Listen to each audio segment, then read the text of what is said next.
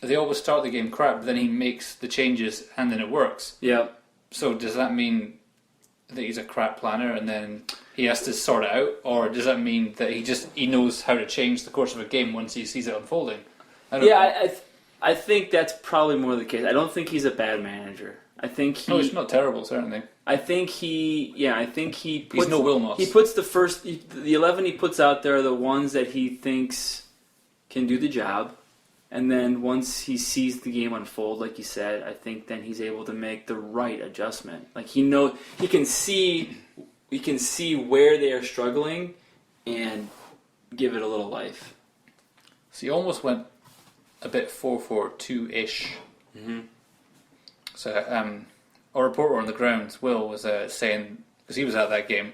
Dave's cousin. Yeah. He said that they were so much better when they brought an old Kingsley off the bench.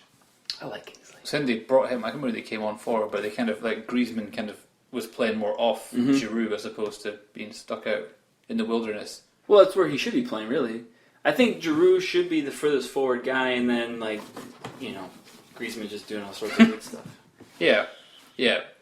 But he's better closer inside. There's no point sticking him out the wing and right. Just crossing to Giroud. He's a good second striker. Yeah. Griezmann. Yeah. That's why he works at Atletico Madrid. Shadow striker. Mm-hmm. I like that too. Mm-hmm. That's what they call it in Football Manager. Shadow striker. I can't wait to play FIFA tonight. Yeah. What do you think you're staying after this, do you? Like, Mom, just go home. You can stay. Oh, thanks. Yeah, so that was that game. Not really. What? I've got a question though. Yeah. Who are France playing in the quarterfinals? It's a great question. What's the answer? They're playing Iceland, Dave. Oh. They're playing bloody Iceland. Oh. Can you believe it?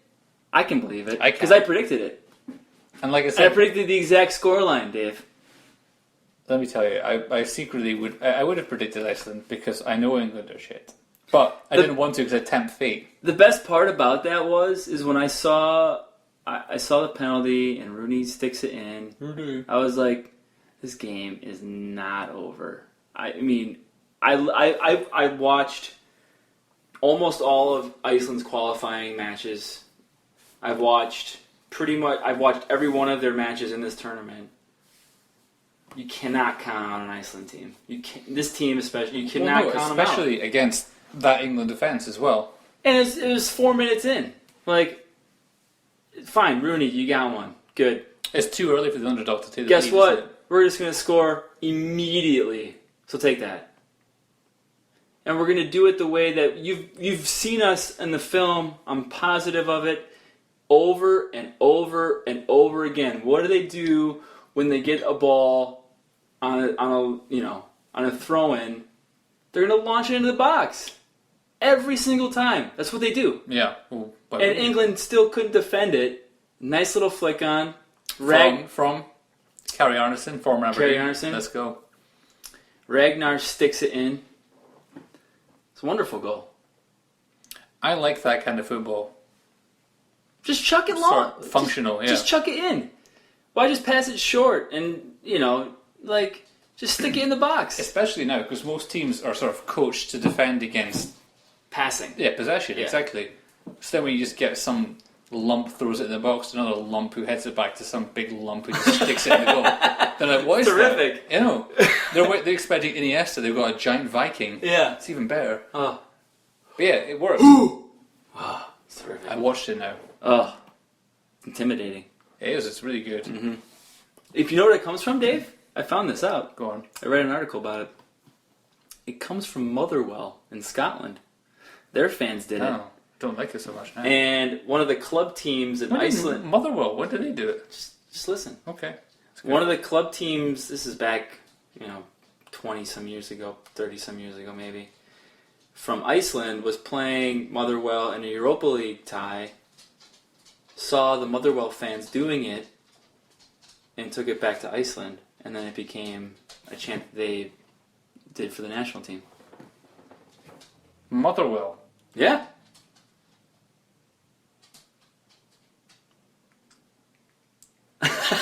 Sorry, it's just a series of disbelief. I just remember Motherwell finished second in 1995. Well, they did like 2 years ago as well. Shit. So it could have been that season, maybe, but it was. I definitely read it, and that's where they got the chant from.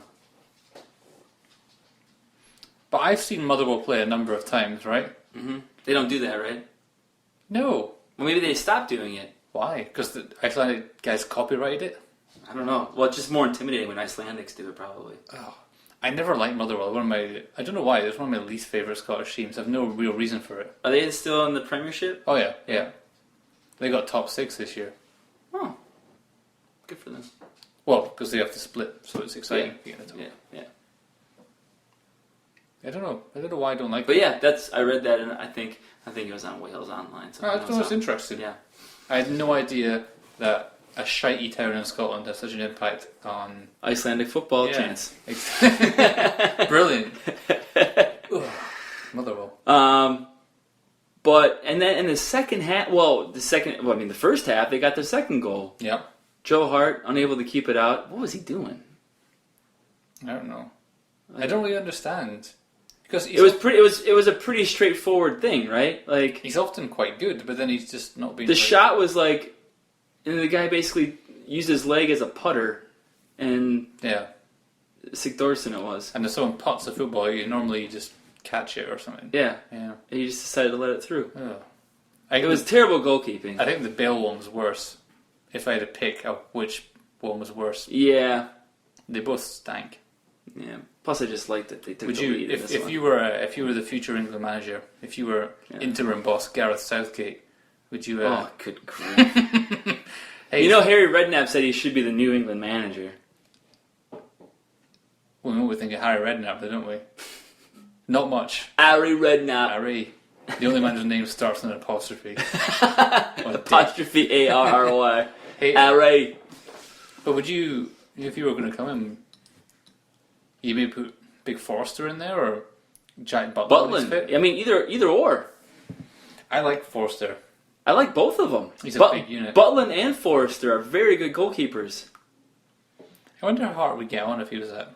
They should just. But Hart does that. He does that shit. He makes a mistake like that. Like he's too busy bloody gurning. He does it more often than he should. That's for sure. For being England's #1 goalkeeper, you can't be making mistakes like that. You can't. No. Well, I mean, I'd appreciate if he kept making them. Well, we all would, Dave. But the fact remains, you're supposed to be a world-class goalkeeper. You don't see Gigi Buffon making those kind of lapses. De Gea doesn't do that. If you want to be in that class, you got to make simple saves. And he I don't know what it is, whether it's a lack of reflexes, a lack of positioning, a lack of recognition. He does it more often than he should, where he just can't come up with that save. It's almost on that same side, though. Right. Yeah, maybe he just can't go left. He's like Zoolander. He can't turn left. Yeah. He's not an ambi diver. That's too deep. It's a deep reference. Yeah, I've watched Zoolander once. I'm not one of these. Well, you should watch it more than once, Dave. Tremendous movie. Mm. In any case, Iceland go up 2-1 at the half, and it seemed as though England just said, what do we do? And then they got in the dressing room and Hodgson was like, you guys have any bright ideas? Going on the Swikers. Going on the Swike. He just went Australian. That's how he talks. Going on the Swikers. I can't pronounce my O's. What is that? What kind Going on the Swikers. It's not an accent. No. He's from South London.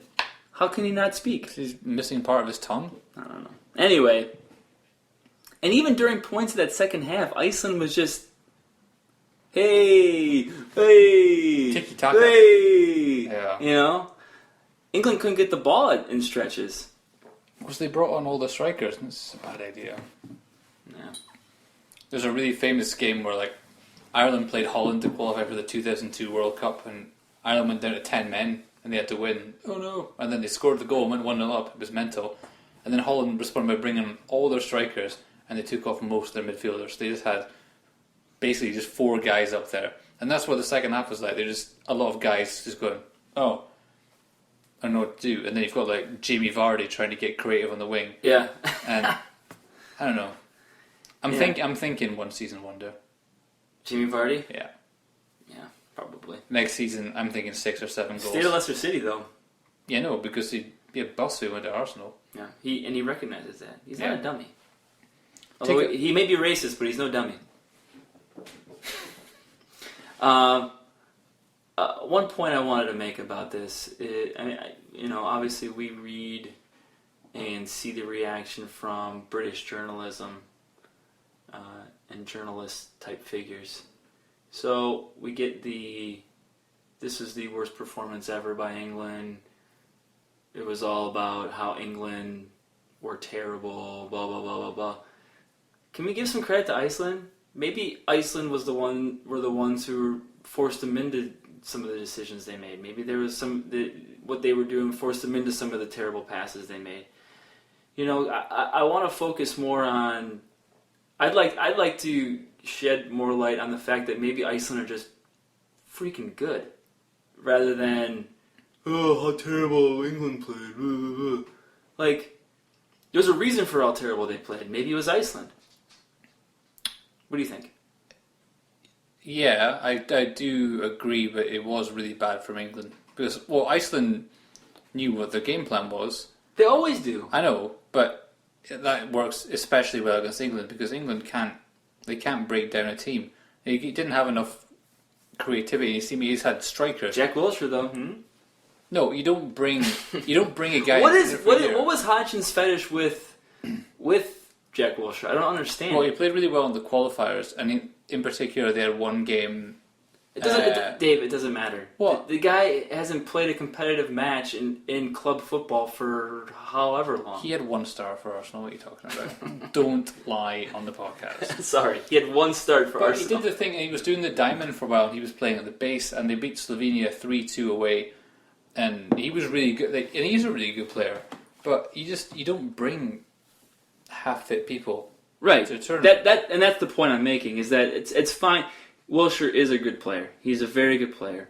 But if he's not ready to play, you can't call him up to your squad. There's got to be somebody different. No, and the thing England always do is they always shoehorn players. Like the Rooney shoehorning is just stupid. Like, how can you have a guy that's been a striker for his whole career and then 2 months before the tournament goes, well, can I just play in the midfield because I'm not as good as Harry Kane or even Jamie Vardy? You can't just do that. I don't know. Like, what other team does that? Yeah, that's you just have to pick the best team for your national team, like Spain, and play them in the positions they're meant to play in.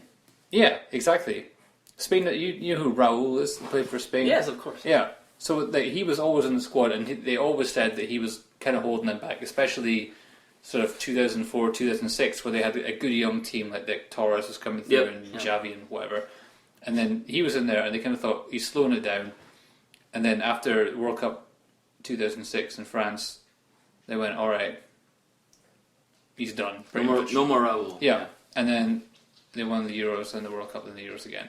But it's like because he didn't fit the team. He's a really good player, but he didn't fit what they were trying to do. Right. And Rooney doesn't fit anything. I mean, I think Italy speaks to how you should pick a team, right? Yeah, just pick guys that fit in certain roles perfectly, and then just tell them to do that role. Yeah, pick the team that is going to combat the opposition the best, or give you the best chance of winning. Yeah, it just seems so easy. But yeah, I'd like to. I mean, we touched on it on England and their ineptitude, but I mean, Iceland really did have some nice passages of play. Besides, their set piece work, which we know they're good at. But I mean, that second goal, the passing on that second goal was really nice. It was nice. It was like England was like, holy, like these guys can actually play some soccer. Like, what's going on here? You know? Yeah. Well, that's it, because there's not like why I don't understand why people like teams are still surprised by Iceland. Like England was thankful they weren't playing Portugal. Well, guess what? I bet you Iceland could stomp Portugal. Maybe not stomp them, but definitely beat them. Like who? Well, Iceland. Iceland, yeah. Well, they did play them, and they didn't. All right. Well, I'm saying they could beat them. Oh, yeah. Yeah. It's like you can't just because you're playing Iceland doesn't mean they're shit. Like they're there for a reason. Like they're a good team. Yeah, I think if you're knocking the third place team from the last World Cup out, even if they are playing